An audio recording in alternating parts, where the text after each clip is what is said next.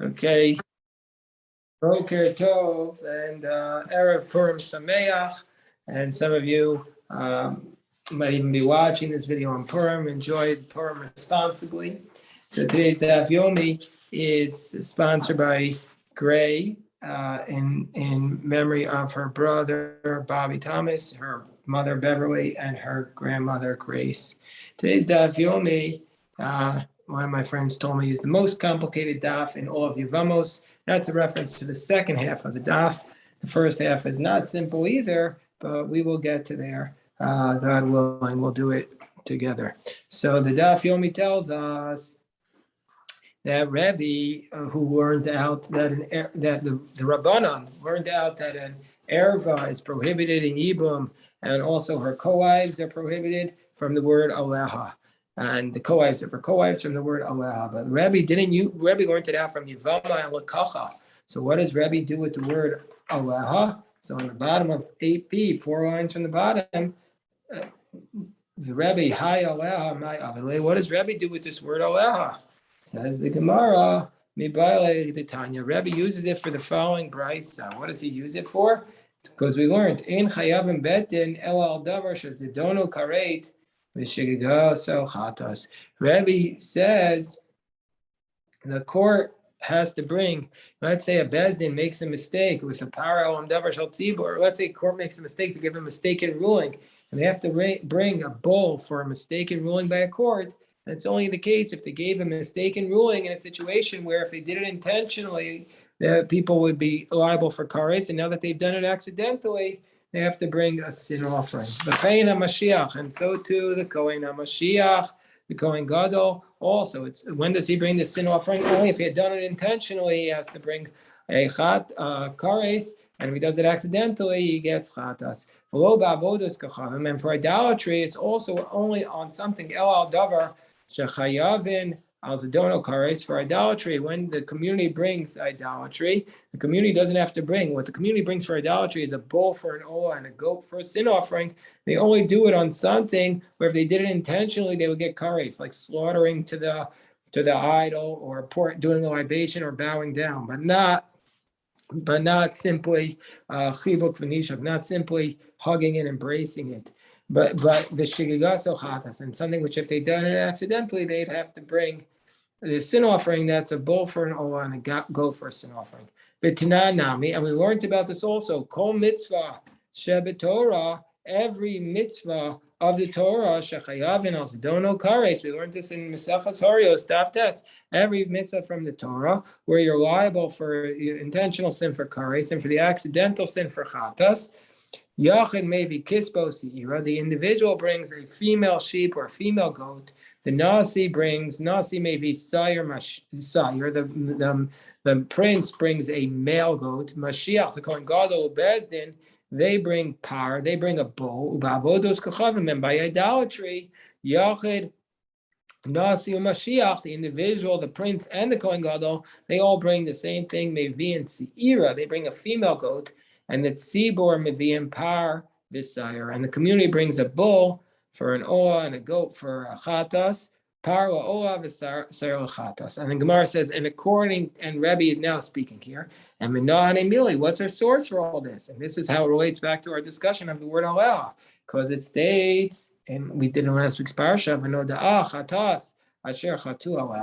that when the community discovers that they made a sin, that what they have to bring in that context a bull as a sin offering. That's what's called the Power of Diversion. And it says about that, the word aleha, Rabbi Omer Nemer Kan aleha, it says about this communal sin, it says the word aleha.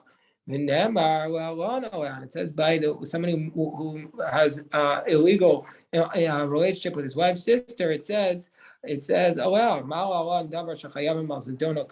like by your wife's sister, it's something where if you do it intentionally, you're liable for kares, and accidentally it's a sin offering. So too here also, when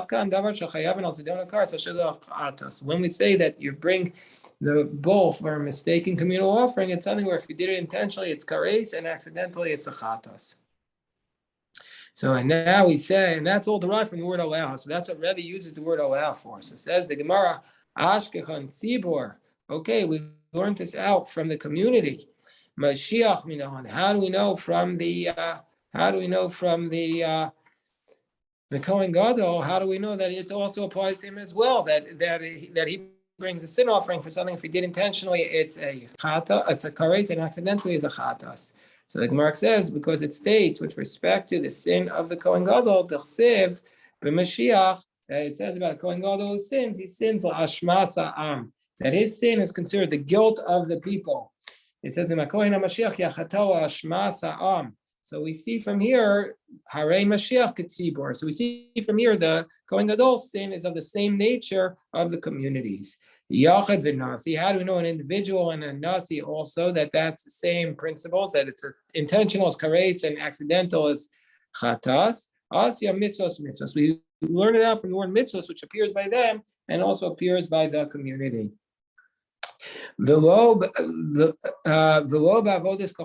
so too you continue with the brisa. Also by idolatry, you also only have to bring the offering if it's a mistake.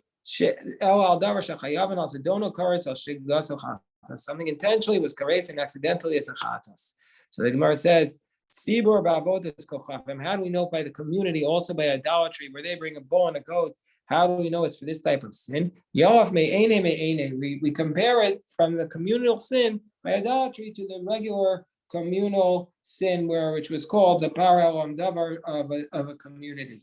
And the Gemara says, Yachav and Nasi Mashiach by idolatry. How do we know that an individual, a prince, and a Mashiach by idolatry, that they also bring the same type of sins? A female sheep or a female goat by an individual. So how do we know? How do we know this?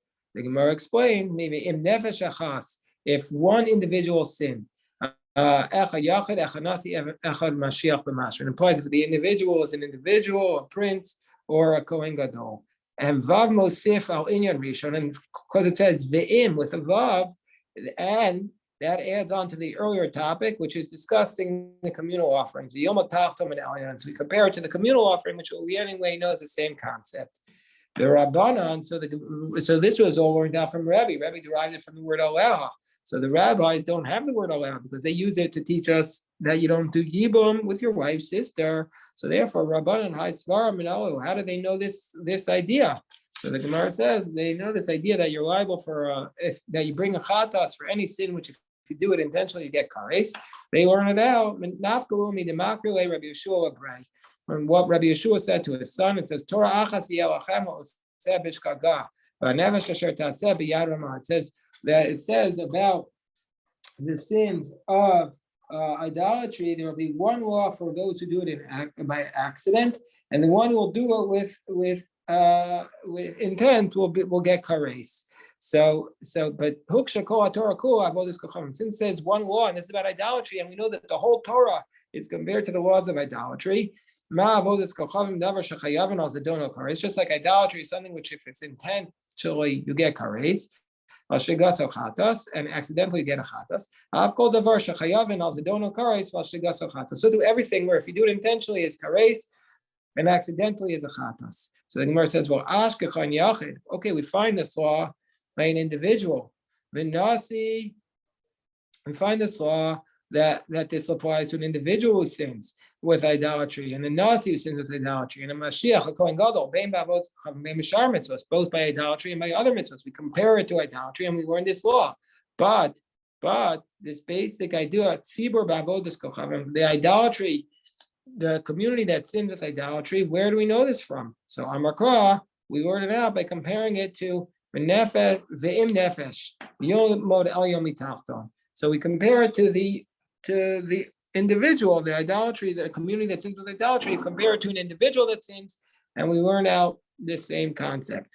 So then Gemara says, and if a community sins by all other sins other than idolatry, how do we know that the same laws apply? That it's only if it would be an intentional sin that you get kares. Then we say if you did it accidentally, you bring this ball. How do we know that? So the Gemara says, Amar Krab im nefesh. So they learned it out by comparing the word ve'inei. the Rebbe high Torah achas me'ach. So the rabbis learn out this laws of the context, or where you'd have to bring a sin offering from the words v'im nefesh achas. But Rebbe went out from aleha. So what does Rebbe do with the words v'im Torah achas? Yeah, that there will be one Torah for all of them. Where does Rebbe learn that Torah achas yelachem? What does Rebbe do with that verse? So what does Rebbe do with that verse? He says we do it for the following. We use it for the following source, which state because we know that we needed to tell us, since we know that the Torah distinguishes between the sacrificial offerings that an individual sins when they commit idolatry, when a community sins when they commit idolatry. Yachidim miskila, individuals get stoned. Since the individuals are getting such a severe penalty of stoning, the Torah has mercy on them and allows their money to be collected by their heirs. Fikach mamonam palat, their money is saved. But Merubim, when the community sins, if they get death by sword, fikach mamonam avad. Therefore, they lose their money. But it says Torah achas, because yachol nechalek af b'korbanosem. We might think we'll also give them different sacrificial offerings.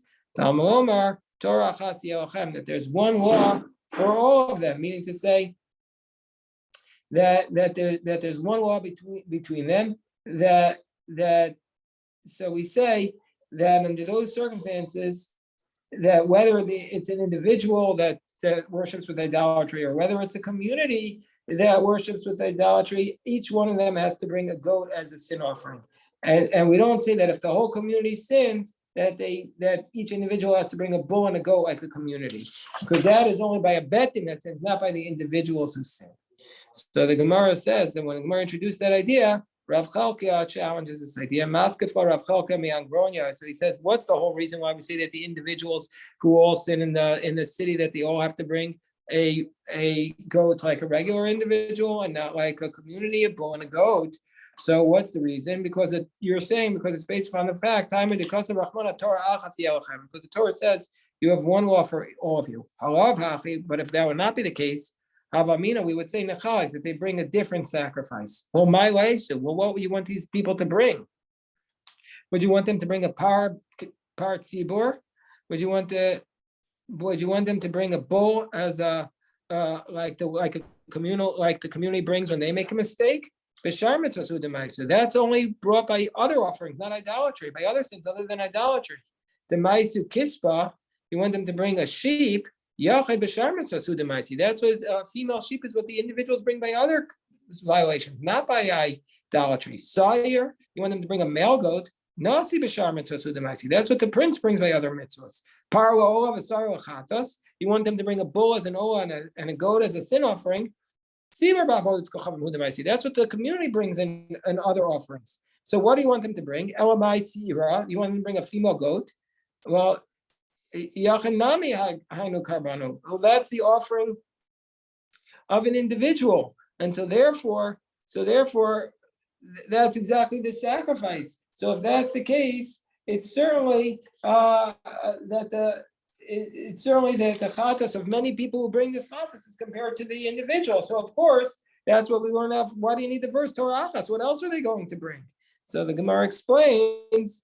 So if that's the case, you might have thought to need it. Since if a bull brings an individual offering, since if the community makes a mistake and the court makes a mistake and issues a mistaken ruling, they bring a bull and they worship idolatry. The bull brings the an olah and a goat brings a chatos. That I might have thought if all the people of the city of idolatry that individually also that's what they need to bring. Then maybe they bring the opposite. Maybe they bring a goat as an olah and a bull as a sin offering. Or inami tzarach ve'ot. I might have thought they need to bring, but they can't bring.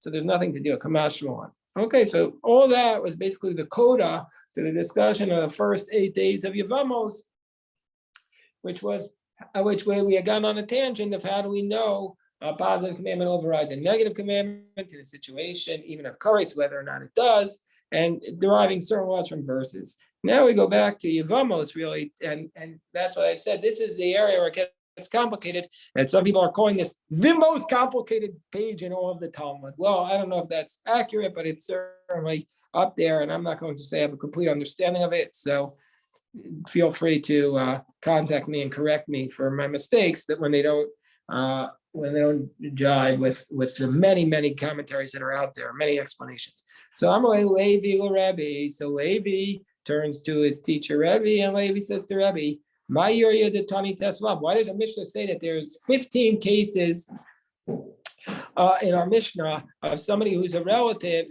who's going to be exempt from Yibum, them and their co-wives? Why are you saying 15? Listening to Zayin, there are actually 16 cases. So when he said this, when Levi said this to Rebbe, by the way, he said to Levi, why is it listed in the Mishnah?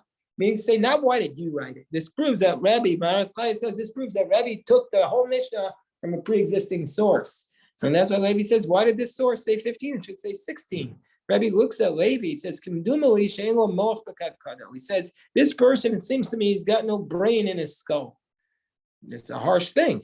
But why? Because he says he made a mistake. What are you thinking? It should have included Imo Anusas Aviv. You should have brought a case where, let's say, there's Ruvain and Shimon. They both have the same father, but Ruvain's mother was not Shimon's wife.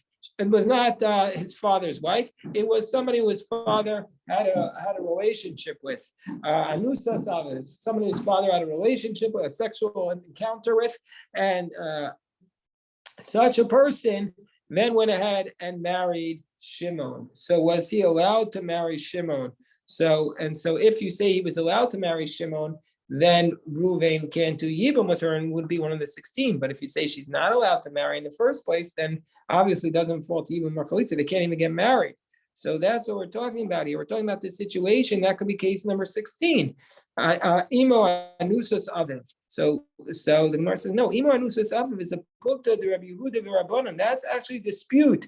Rabbi Yehuda says that Shimon can't marry Ruvain's mother if she was the Anusa of his father. And so therefore it can never obviously even be listed as a case of Yibum or Chalitza. Whereas the Chacham say she could marry. So the Chacham would have 16 cases and Rabbi would have 15 cases. But the Pukta will come married. But our Mishnah is not talking about cases of a dispute, and so therefore it wasn't included. So therefore we have 15. The Gemara says, Isur Mitzvah, the Isur Kedusha, the Puigi Rabbi Akiva Rabbanim. What about Isur Mitzvah and Isur Kedusha? What's Isur Mitzvah? That this is what we call, this refers to something which is what's called a secondary relative, a secondary erva. It's not a biblical prohibition, but it's something that's a rabbinic prohibition. Usually like a grandmother. It's not listed in the Bible, a son and his a grandson and his grandmother, but it's the rabbis say it's prohibited. And also Isur Kedusha. And also, what's Isur Kedusha? That's the case where this is a prohibition, but it's not a prohibition of kares. Like, for example, a mamzer. If somebody has a relationship, marries a mamzer, it's a prohibition, not a prohibition from kares. The Puigi Rabbi Akiva Rabbanan, that Rabbi Akiva and the Rabbanan argue about it. Rabbi Akiva says these are actually kares prohibitions, and so therefore that this is that these are prohibitions where we say that since Rabbi Akiva says that this is a kares, therefore, and the rabbis say it's not. And vikatani bepirkin, and these two cases are listed in vikatani, and these two cases are listed. So Gemara says, yeah, when we say that the mission that our Mishnayos don't discuss cases of a dispute, when they list these categories, bepirkin kamrin, and we're talking about the Mishnayos in our chapter, but that's listed already in a different chapter, in the next chapter. So therefore, that our rule doesn't apply to there. Gemara says, you mean to say our Mishnah doesn't discuss cases which are a dispute? But the whole Mishnah is based upon the fact that there are 15 women who are exempt from Yibum, who they can marry, but their co-wives are not exempt. And the co-wives are exempt also, and the co-wives and their co-wives are also exempt. Beis Shammai allows the co-wives wives. So he argues with our Mishnah. Beis Hillel, and our Mishnah is like Beis Hillel prohibits it. So why is our Mishnah listening if it's a dispute? The Gemara says, well, Beis Shammai was so rejected. Beis Shammai b'mkom Beis Hillel ain't a Mishnah. Beis Shammai was so rejected that in the case of Beis Hillel, it's not even a Mishnah. Beis Shammai was so rejected that we don't even count it as a dispute. Gemara says, well, what about the next case? What about the case of the brother of the wife of a brother who you were never in existence with him at the same time? What's this case? That's the case. Reuven and Shimon were brothers, and Shimon dies. And then after Shimon dies, Levi was born. So Levi was never in the same world at the same time as Shimon. And our Mishnah says that therefore Shimon's wife does not fall to Yibum with Levi. That's it. That's the law.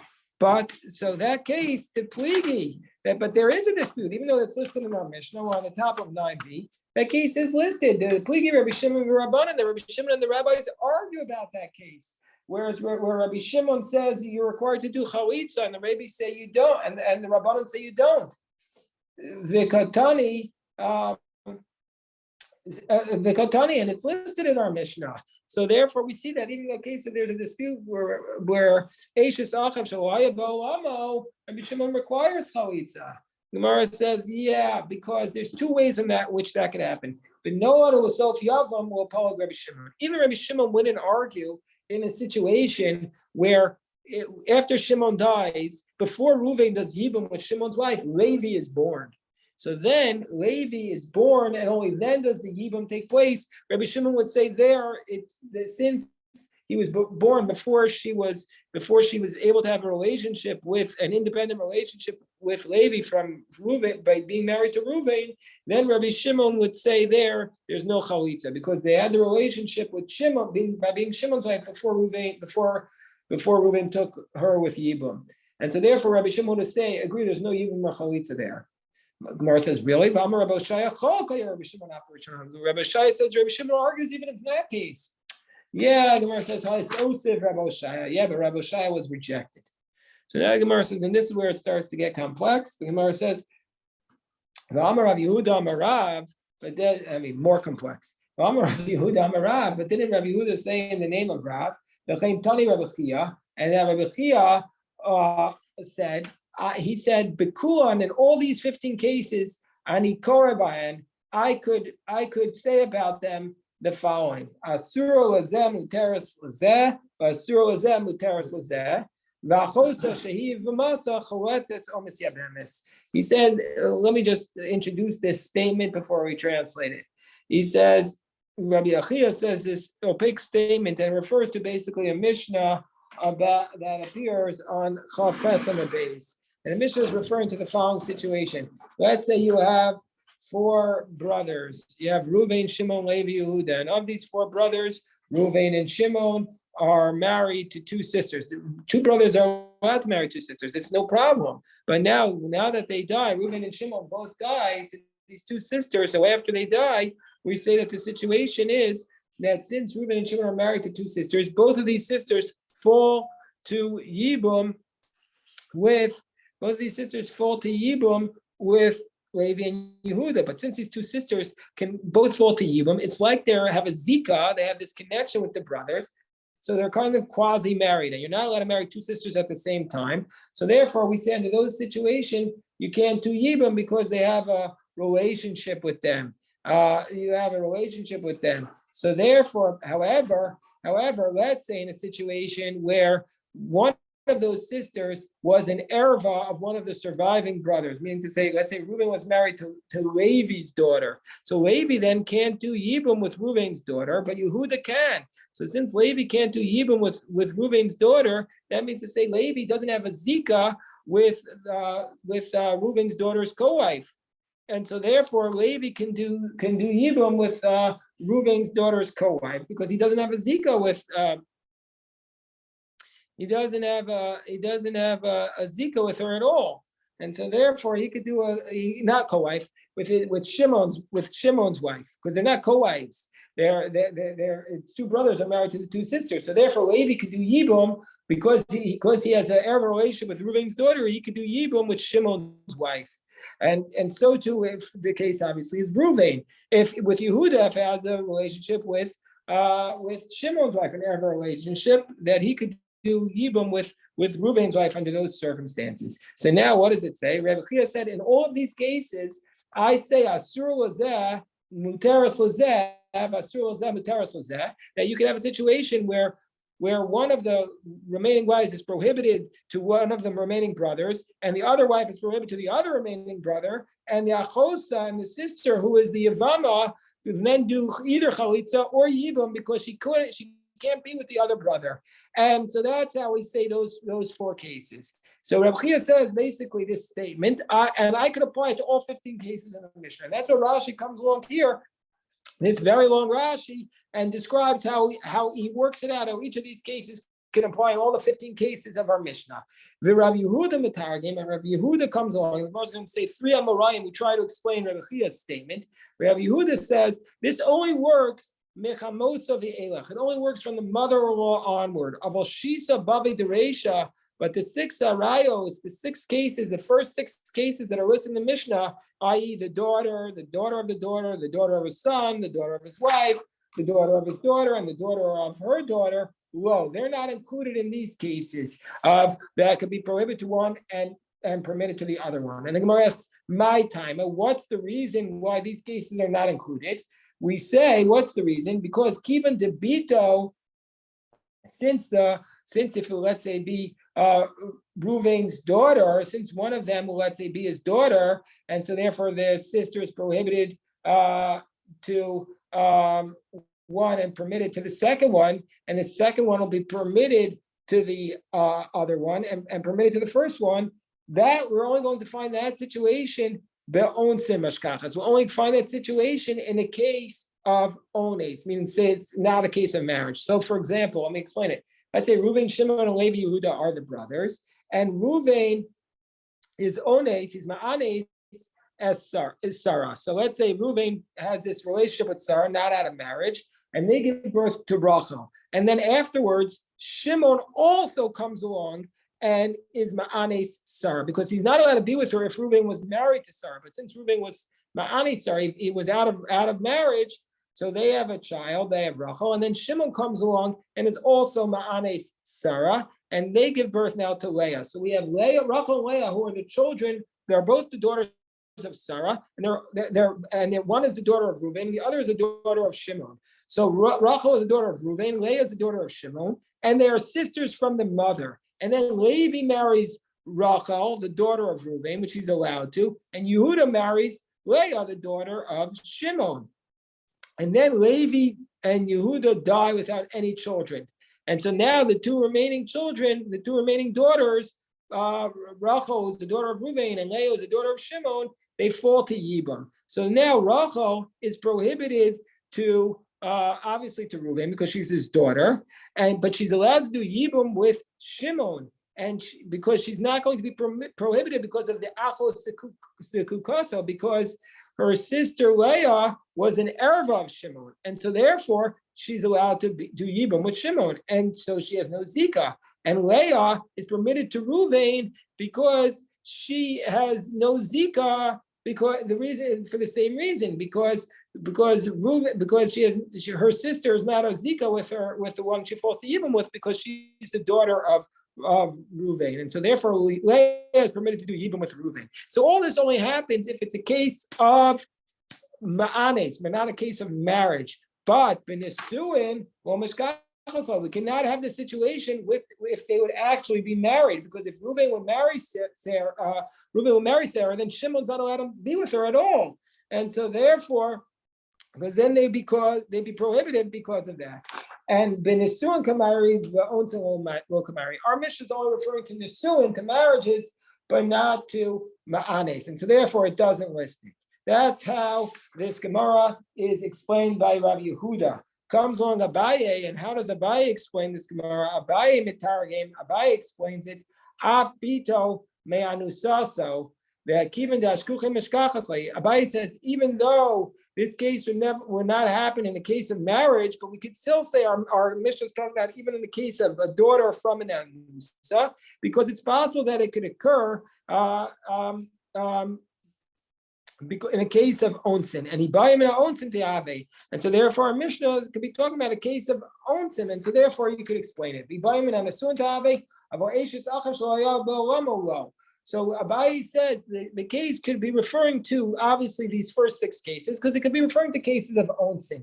However, Abaye says you can't list our case we're referring to this case of an Eishes Achav Shelo Haya Ba'olamo, with the brother's wife, which was never in existence. That it's impossible that case was being referred to by our Mishnah. Why? My time. Kivan to Rabbi Shimon who the Mishkachas lay, because since that case is only found according to Rabbi Shimon, where Rabbi Shimon says that in a situation where the Yibum happened with the surviving brother and only then was a third brother born, there he says there's no chalitza. There he says you do chalitza or Yibum. So that case only applies for Rabbi Shimon, but not for the Rabbanon, and so therefore the rabbis, our Mishnah doesn't deal with a dispute, which is exactly what we're saying. That makes sense so far for us, because we're saying it's not dealing with a case of a dispute. But Rav Safra says Mitargim Af Eishes Achav Shelo Haya Ba'olamo Mishkachas. You could still find it even according to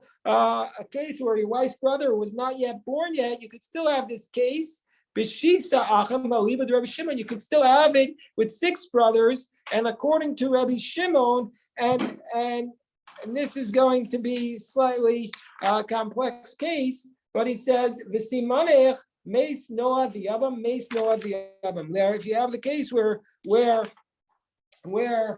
one died and then was born and then did the Yibum, meaning to say where you have 2 surviving brothers that were born afterwards. One brother died, then the third brother was born, and then the first brother did Yibum, and then that brother died, and then another one was born, the fourth brother was born, and then the third brother did Yibum according to Rabbi Shimon. And so therefore you can have this case. And so now we have the question on Rav Safra, because Rav Safra says that, because we had said that we're not dealing with a case of a dispute, that Rabbi said we're not dealing with a case of a dispute, but according to Rav Safra, we are dealing with a case of dispute.